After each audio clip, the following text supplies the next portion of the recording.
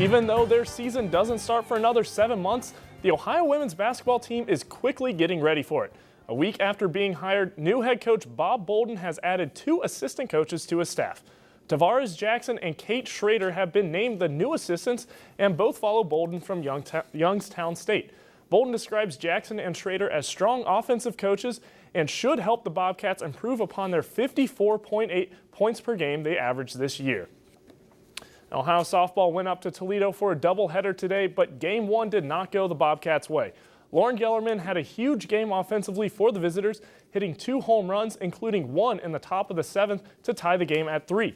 But in the bottom of the 7th, Toledo's Morgan Smith drove in Aaron Wright on a walk-off single. It is now the 2nd loss in a row for the Bobcats, who now sit at 2-3 in the MAC. After they finish up today's doubleheader, Ohio heads to Bowling Green for 2 games this weekend. Ohio baseball can sympathize with softball's losing woes as they try to snap a 3-game losing streak when they travel to Kent State.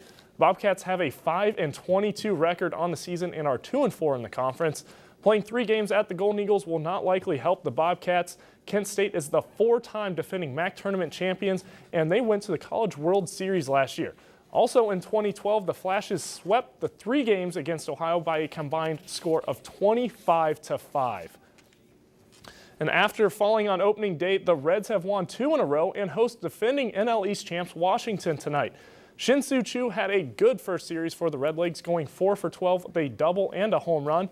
Bryce Harper of the Nationals is also off to a hot start in his sophomore season. The defending NL Rookie of the Year has 2 home runs and 3 RBIs for the undefeated Nationals. Homer Bailey gets his first start of the season for Cincy, while Dan Herron takes the mound for Washington. First pitch is scheduled for 7:10 tonight. The Cleveland Indians look to avoid their first losing streak of the season when they travel to Tampa Bay. The Tribe lost to Toronto yesterday 10-8. Brett Myers had a tough outing, giving up 7 runs in only 5 innings. The Rays are hoping to have a better series than they did in their opening series against Baltimore. Tampa Bay allowed 20 runs in the 3 games against the Orioles. Matt Moore hopes to have a strong outing and improve those numbers when he gets the start tonight. Zach McAllister gets the start for the Tribe. Now, while baseball is just getting underway, the big dance is winding down. The Final Four tips off tomorrow in Atlanta, with the winners advancing to the national championship on Monday. The first game features the only remaining Cinderella team in Wichita State. The Shockers upset Gonzaga and Ohio State on their road to the Final Four. They take on the only remaining 1 seed in Louisville. The second game is a battle of 4 seeds with Michigan and Syracuse facing off. The Wolverines are making their first Final Four appearance since 1993. Meanwhile, the Orange, they are seeking their first national title appearance since 2003. Now, speaking of the Final Four, the NCAA has a $10.8 billion 14-year contract with Time Warner for broadcast rights of the basketball tournament. Now, despite those numbers, the tournament does not benefit participating schools as much as one might think. Dr. David Ridpath joins us now in our newsroom. Thanks for being here this evening. Thank you, Glenn. All right, now, Dr. Ridpath, you were quoted in a Bloomberg article saying that while schools do get some money from the NCAA tournament, they don't benefit as much as you would think.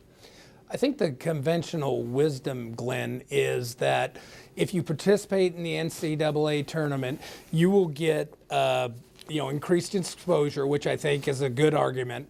And then beyond that, you'll get, higher admissions, applications, more donations, increased marketing, those things that benefit the entire university. But typically, research has shown that what you get is a short-term spike in athletic revenue gain, and that typically doesn't sustain itself over the long term. Now, for a school like Wichita State, who's playing tomorrow night in the Final Four, they've got a smaller athletic department than a school like, say, Louisville, who they're playing. Now, would you say the appearance for them at this big of a stage, would it impact them more than a school like Louisville? Well, it's not really an either-or proposition, Glenn. Wichita State might see per capita more of a spike in revenue, but again, the long-term sustainability and the financial gain from participating in a football bowl game, national championship, or a Final Four is a little bit of a fallacy. I mean, research has shown that any gain obtained usually goes back into the athletics arms race because costs go up. coaches get tremendous salary raises, more facilities are desired, and that thirst and desire for winning costs money, and that usually isn't benefiting the university as a whole as we often advertise it. Now, Ohio athletics in the past 4 or 5 years, they've had a lot of success in the MAC, not so much nationally. Now, do you think schools like Ohio and other, schools around the same size as them, should they focus more on succeeding at the conference level more so than the national level? Well, we have to be honest with ourselves. I think that athletics has a place in higher education, but there's only a certain level that most schools can get to. There are the elite, the big football playing schools, Big Ten, SEC, and certainly schools in the MAC and other mid-major conferences very seldom are going to make that big splash nationally or have that consistency to be in the Final Four every year or to be in the Sweet 16 every year or the BCS National Championship. So you have to understand where you are and not overspend and chase something that you're likely never going to achieve.